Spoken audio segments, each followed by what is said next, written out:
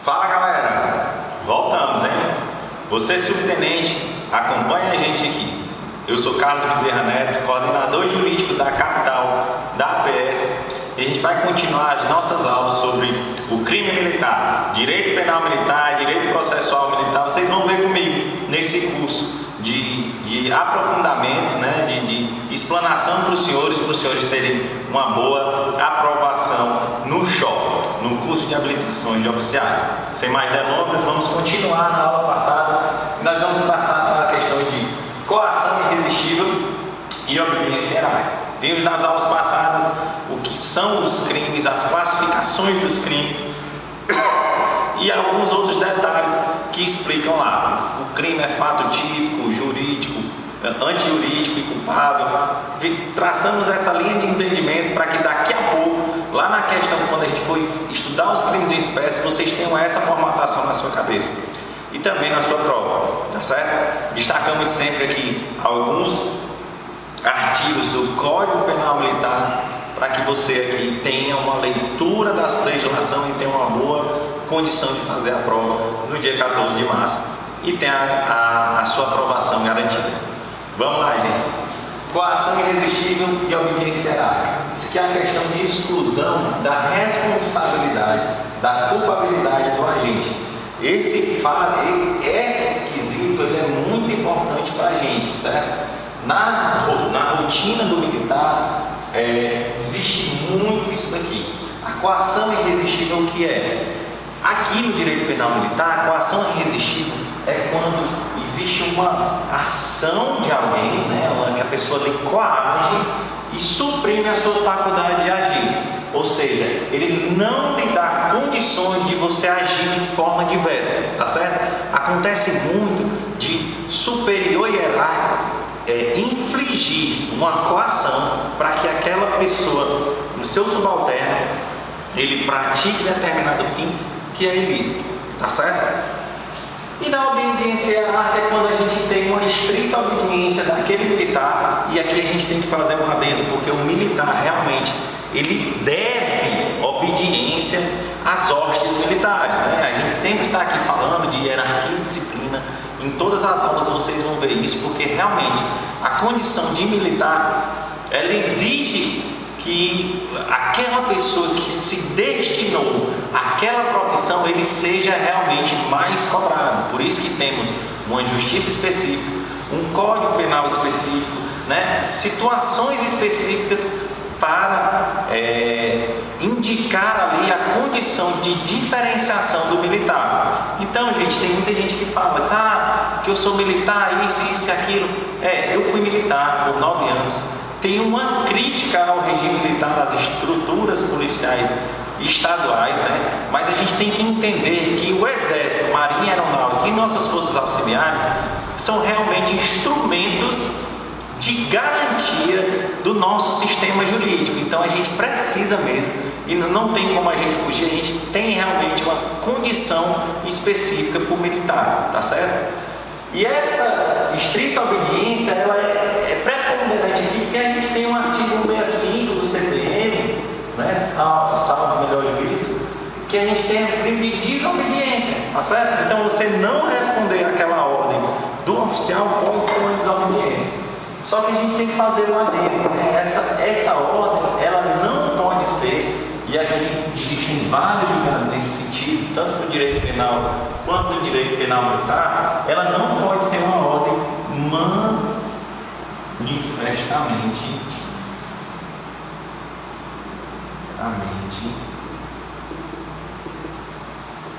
ilegal. Não. Vamos frisar aqui a negativa das minhas palavras. Essa ordem ela não pode ser manifestamente ilegal. Doutor, o que é isso? Gente, é difícil na prática a gente decidir isso aqui, principalmente no dia a dia do militar. O que a gente tem que entender aqui é que se essa ordem tiver traços de ilegalidade, aí o agente ali que está agindo sobre a estrita obediência, ele vai poder responder sim, na medida da sua culpabilidade, àquele crime que ele cometeu. Então a gente tem que fazer uma cognição de o que é plausível, tá certo? Do que é minimamente razoável se exigir. Não tem como eu dizer que eu, militar, soldado do Exército Marinho Aeronáutico, então soldado da Polícia Militar, cumpra uma ordem de torturar alguém, por exemplo. Porque a tortura todos sabemos que é ilegal. Então eu não posso coadunar com uma ordem dessa, né, sob o aspecto de obediência hierárquica, porque torturar é crime. Então não vai incidir aqui a exclusão da culpabilidade do agente, tá certo? Então não é culpado quem age, o militar que age sobre coação, supressão da faculdade de agir, né? Coação é aquela infligência de uma coação moral, uma coação física. E aí a gente tem casos de essa coação ela é relativamente, ela aconteceu de forma relativa ou ela aconteceu de forma absoluta. Aqui a gente tem que ter uma questão da coação absoluta. Absoluta, tá certo? Porque no direito penal a gente vai ver que existe a questão da coação física irresistível. Ela não pode me dar margem para eu ter uma ideia diversa. A gente tem no direito penal um exemplo para fixar na cabeça de vocês, que é a questão do furto, né? O exemplo clássico é o gerente do banco, que ele é sequestrado lá e somente a digital dele abre aquele cofre do banco, né? Então aí os meliantes, né, os bandidos fuleirais, eles prendem eles sequestram aquele agente, colocam a arma na sua cabeça, vão lá no banco e mandam com que ele saia com os sacos de dinheiro debaixo do braço, né? Na verdade, quem está praticando a conduta ali de subtrair aquele bem alheio móvel é o gerente do banco, só que ele está ali sendo coagido irresistivelmente, fisicamente, a praticar aquela conduta. Então quem vai responder naquela situação é quem ordenou, é quem coagiu, tá certo? Então vamos lá. Isso daqui, essa circunstância, a gente chama de inexigibilidade de conduta diversa, tá certo? O que é? Eu não ter a condição de ter uma conduta diferente frente àquela situação. E no Código Penal Militar a gente tem situações específicas. A gente tem aqui no artigo 39, esse aqui eu vou dar um asteriscozinho, certo? Para que você leia, a gente vai fazer também a leitura dele. Uma questão que só existe no Código Penal Militar é o estado de necessidade como exculpante, tá certo? Ele exclui a culpabilidade. E o artigo 39 vai dizer o quê? Ele vai dizer justamente o seguinte: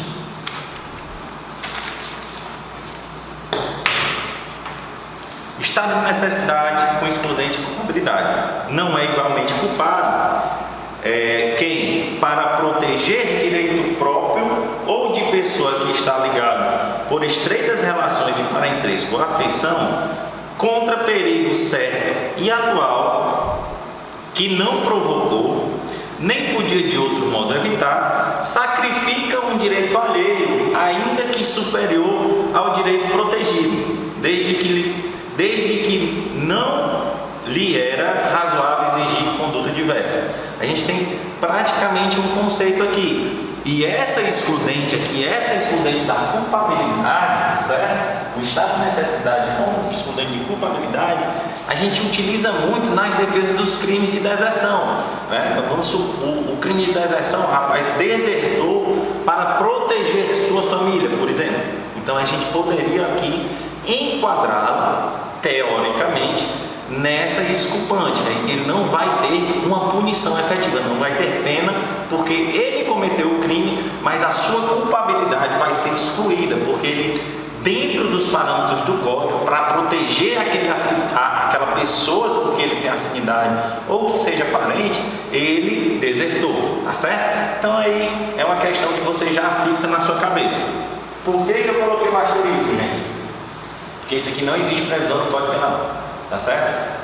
A gente vai ver também que esse instituto aqui, ele apesar de ter o mesmo nome, estado de necessidade, ele é diferente da excludente de ilicitude do estado de necessidade, que é ali quando eu estou em frente a um risco do meu direito que não foi produzido por mim, e eu subsumo o bem jurídico de outra pessoa para me salvar. Aquele clássica questão de derrubar alguém do bote para eu ficar e salvar a minha vida, tá certo? Minha vida não está em risco, a vida do outro vai estar em risco também, mas não custa nada derrubar o cara para eu ficar no bote e me salvar. Então a gente está excluindo aqui o crime, tá certo?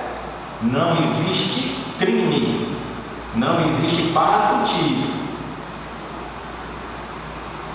Por quê? Porque essa excludente aqui, ela exclui a ilicitude. Lembra que na outra aula eu falei que a ilicitude era o caráter ilegal do crime, tá certo? Então aqui o ordenamento jurídico entendeu que excluiria a minha conduta típica, porque o meu bem jurídico, a minha vida, seria ali o bem jurídico a ser tutelado, em detrimento da vida de outro, tá certo? Gente, só para eu pontuar aqui, a gente está fazendo aqui um resumo, certo? Um resumo para você ter a cognição, e nesses 10 dias que vocês estão aí, 15, 10 dias que vão ter de preparação, escute nossas aulas, vejam nossos vídeos e facilite aí o seu aprendizado, tá bom? Então, ó, se tiver na sua prova lá a literalidade do artigo 39 dizendo que para salvar o bem jurídico de terceiro a pessoa comete o crime,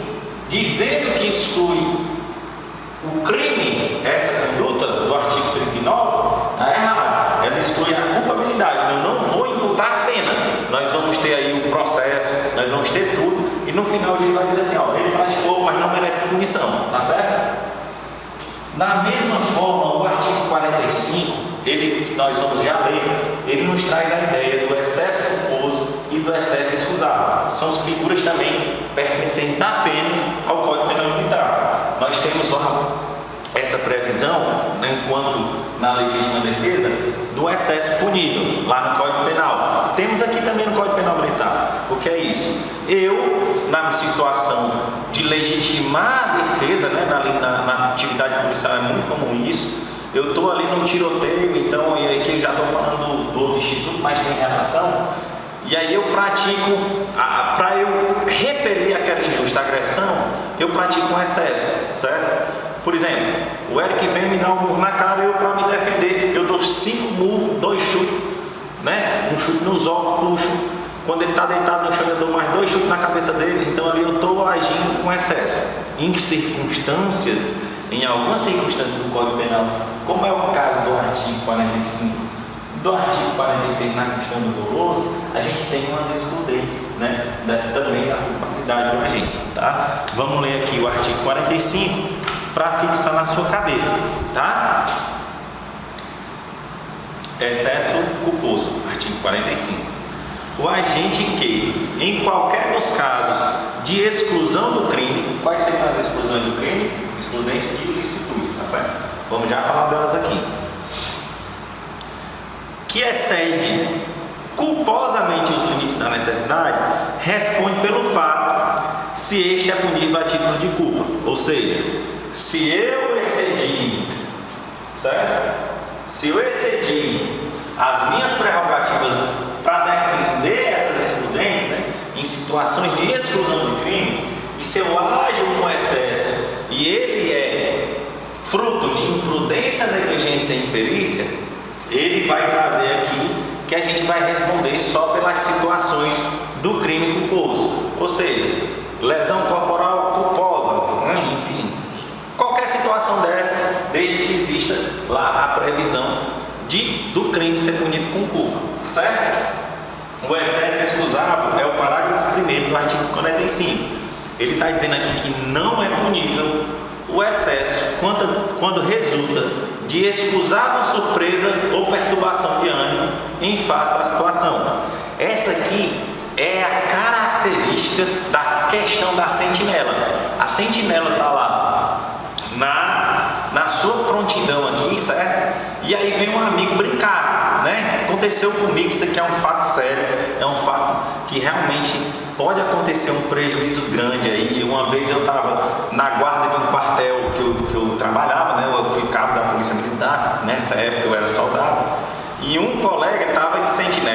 certo? O outro, para brincar, pegou um fuzil, né, que era feito lá a apresentação de arma ao comandante ao chegar ao quartel, pegou um fuzil, vestiu uma balaclava. Olha aí a inteligência desse ser, né, que eu não posso nem caracterizar assim, por sinal um grande amigo meu ainda está vivo, graças a Deus. Pegou essa balaclava, ficou só com um combinado e foi por detrás da sentinela fazer um susto como se estivesse tomando quartel. Foi um trisco para ele não levar um tiro, né? O outro policial lá ia atirar, e se ele atirasse lá e nessa circunstância visse, né, e cometesse algum tipo de excesso por estar em surpresa lá, né, por estar dentro desses meandros assim, essa excusável surpresa ou a perturbação da cognição dele, ele estaria ali, não seria imputado pena a ele, tá certo? Entender isso daí?